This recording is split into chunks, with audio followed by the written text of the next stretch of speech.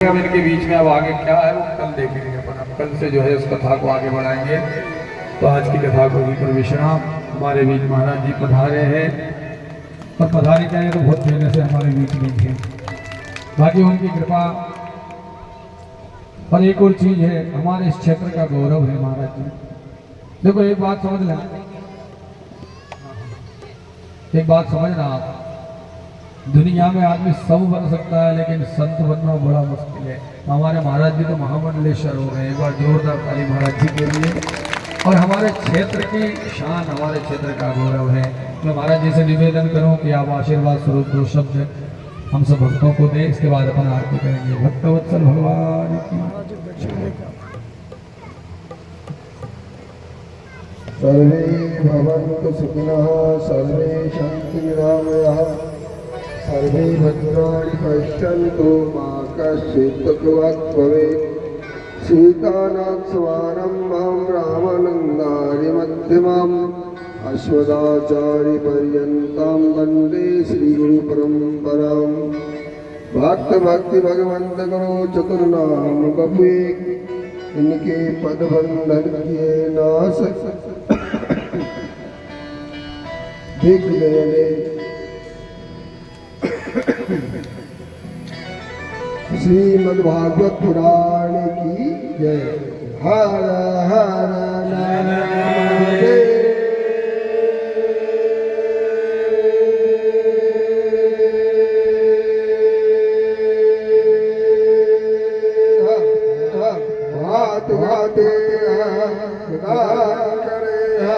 नमः पार्वती पते हर हर महादेव। काल हर, कष्ट हर, दुख हर, दारिद्र हर, सारे संकटों को हर, सबकी मनोकामना पूर्ण कर। जोई राम सोई राम। श्री राम जय राम जय जय राम।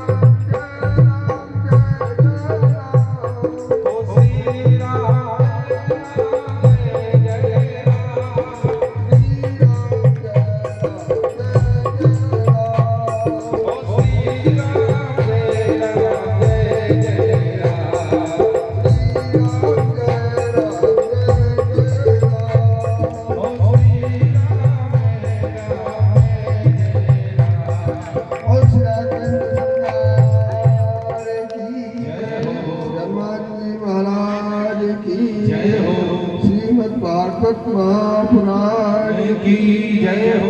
श्रोता और भक्तों की जय हो। कोई राम कोई राम। देखो ठाकुर जी की जब विशेष कृपा होती है तभी ये पुण्य उदय होता है, तब भागवत कथा सुनने को मिलती है। क्यों? ये रस ऐसा है। जब सुखदेव जी के पास में सारे देवता आए और सबने कहा कि आप ये अमृत रूपी घड़ा हमसे ले लीजिए और भागवत रूपी रस जो है ये हमको दे लीजिए। तो सुखदेव जी ने यही कहा कि अमृत से जीव अमर हो सकता है, परंतु परम तत्व को नहीं पा सकता। और भागवत रूपी जो रस है, रसमालयम, पिबत भागवत रसमालयम, तो ये पिबत भागवत जो रस है ये जन्म जन्मांतरों के संकट निवारण करके, जन्मांतरों के अग पाप को नष्ट कर करके वो परम तत्व को प्राप्त कर, परम गति को प्राप्त हो जाता है। ये भागवत रस ये है। कल कर एक पुनीत प्रतापा, कलि करे के पुनीत प्रतापा, मानस पुण्य होई नहीं पापा। तो कलयुग का एक बहुत बड़ा पुनीत प्रताप है कि मन से पाप नहीं लगता है। पहले मन में किसी के प्रति कुछ द्वेष पैदा होता तो वो पाप लगता था, पर कलयुग में कोई जोईराम सोना कुछ भी सोगा किसी के लिए कुछ पाप नहीं है? सोचता रहे भाई। तो ये क्या है? एक कलयुग का प्रभाव। फिर कलयुग का एक प्रभाव और भी है। क्या प्रभाव है? मानस पुण्य हो ही नहीं पापा, तो उन्होंने बोल दिया। फिर उसने कहा है कलयुग केवल नाम अधारा, सुमरि सुमरि नर पावई पारा। भगवान के नाम से, नाम के आधार से वो संसार सागर से पार हो जाएगा। परंतु वो राम नाम रूपी डोरी को पकड़ोगे तब जाके उद्धार होगा। ऐसा नहीं कि मन में कुछ, मन में राम बगल में छुरी, वो काम नहीं चलेगा। क्या वो उसमें तन्मयता। राम एक शब्द ऐसा है, एक समय एक संत भ्रमण करते हुए गए तो एक महाजन जो है बढ़िया सदाव्रत चलाते थे। और सदाव्रत ऐसे चलाते थे, संतों के चरण धोना, उनकी सेवा करना, फिर उनको भोजन कराना, फिर उनकी इच्छा अनुसार दक्षिणा भी देना, ये उनका कार्य था। तो संतों की कृपा से उनके यहाँ एक पुत्र प्राप्ति हुई। तो पुत्र थोड़ा नास्तिक था, उसको कहते थे राम राम, क्या वो नहीं करता था, बोलते ही नहीं था। तो एक बालक संत जो आए, वो बालक संत उनके यहाँ रहने लगे। सदावर्ती ब्राह्मण उसके बढ़िया के हैं, तो दोनों की दोस्ती हो गई। वो बच्चा को खिलाते, बच्चा वो भी ऐसी उम्र का था, वो बालक भी ऐसी उम्र का था। खेलते रहे। तभी वो कहता, दुख तो था ही, क्या मैं इतना धर्म कर्म सब करता हूँ, भाई इतना नास्तिक है कि ये राम राम ही नहीं बोलता, ये बच्चा क्या निहाल करेगा। तो ऐसे घूमते घूमते एक बार नर्मदा तट पे वो चले गए और जाकर के स्नान किया।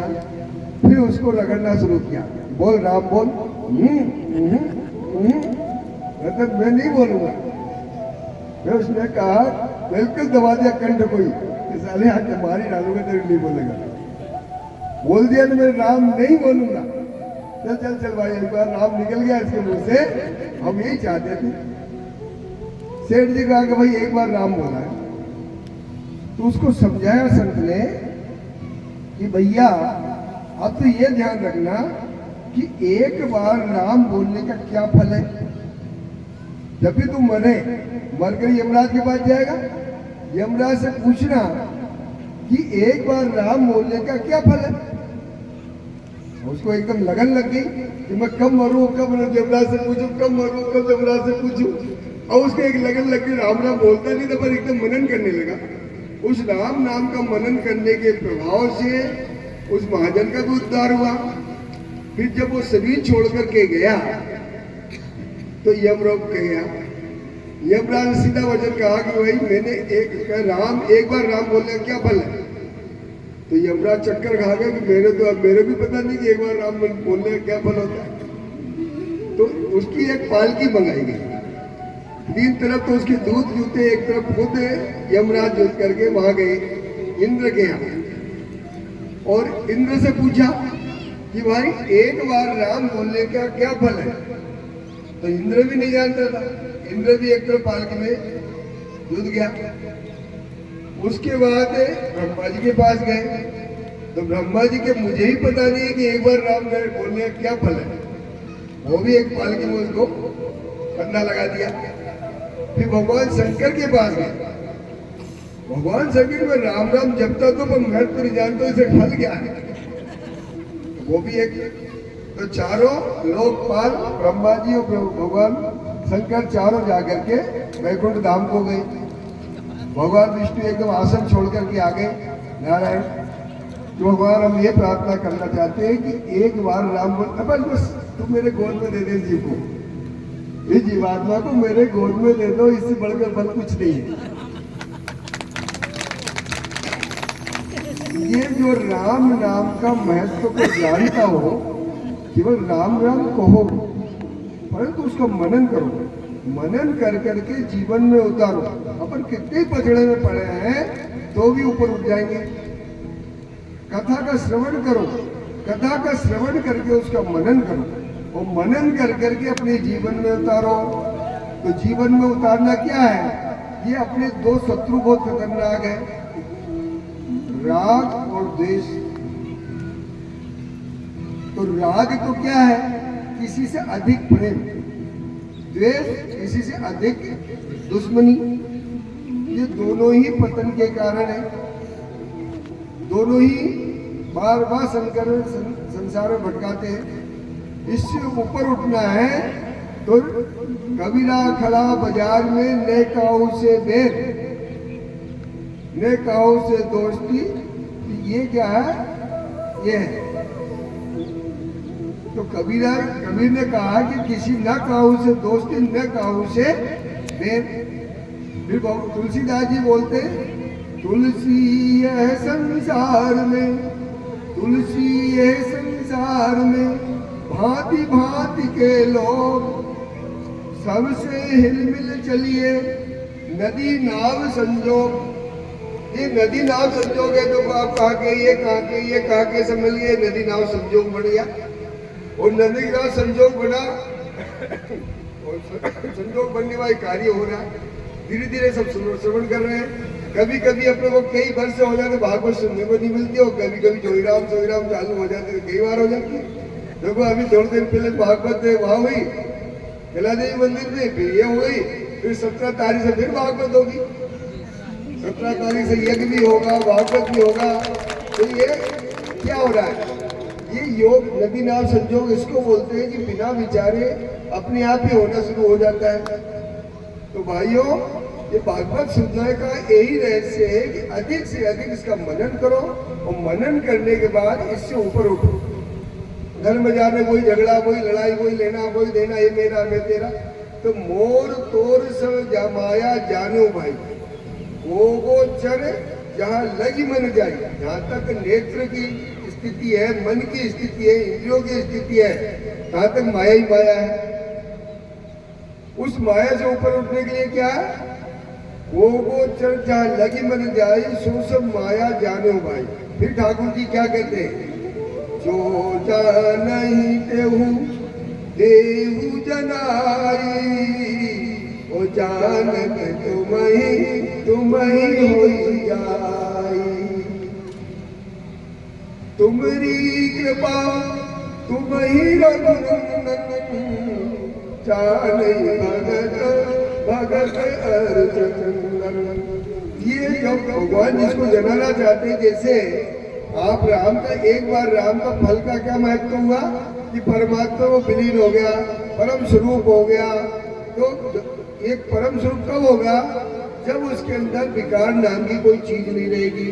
और जब तक विकार है तब तक जन्म मरण का बंधन है, और जिस दिन विकार खत्म हो गए जन्म मरण खत्म हो गए। इसलिए भाइयों, ये बहुत आनंद है। आज जो कथा हो रही है, हमारे संतोष जी ठेकेदार, इनको प्रेरणा मिली माँ नर्मदा की, और अपने उनको पुत्र रत्न प्राप्त हुआ। अशोक जी पंडित जी ने कहा, भाई मैं बिल्कुल निःशुल्क कथा करूंगा, मैं एक बार कथा जरूर कराओ। और तो ब्राह्मणों के पूछते तो ठाकुर जी करते हैं, उनको कोई बात नहीं, जोईराम जोईराम। अब आगे की जो कथा है, अभी उज्जैन से पंडित जी विनोद जी शास्त्री जो नागर जी के शिष्य हैं, वो अचानक आ गए। उसमें कथा चल रही थी, तो उन्होंने कहा महाराज मैं कहा, हाँ जोईराम सब प्रसाद, माता बहने सब प्रसाद लेके जाओ, 10 मिनट में आरती हो रही है, सभी प्रसाद लेके जा रहे हैं। तो बड़ी अच्छा नहीं लगेगा प्रसाद लेके जाना। तो हो गया, हमने कहा जोईराम यही कथा करो। और उसके यजमान हमारे संतोष सेठ, ये मुख्य यजमान है, बाकी और भी यजमान बढ़ो। मैंने कहा कोई कम परीक्षित का कोई ना कोई तो होना चाहिए। तो बाबा जी ठहरे, हमारे ने पूजा करने वाला, न कोई बैठने वाला। हम भी बाबा जी घूमने निकल जाते थे। हमने एक दिन मीटिंग का न्यूता तो दे दिया, पहुंचे ही नहीं।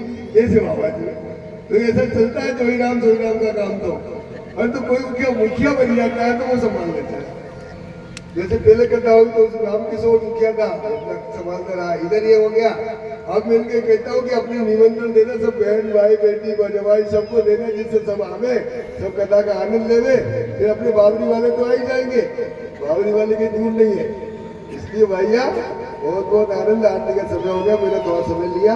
बहुत बहुत आशीर्वाद और सभी को बहुत बहुत धन्यवाद कि और आगे बढ़े और आगे जुड़े राम सोई राम बोल श्री राघवेंद्र सरकार की जय।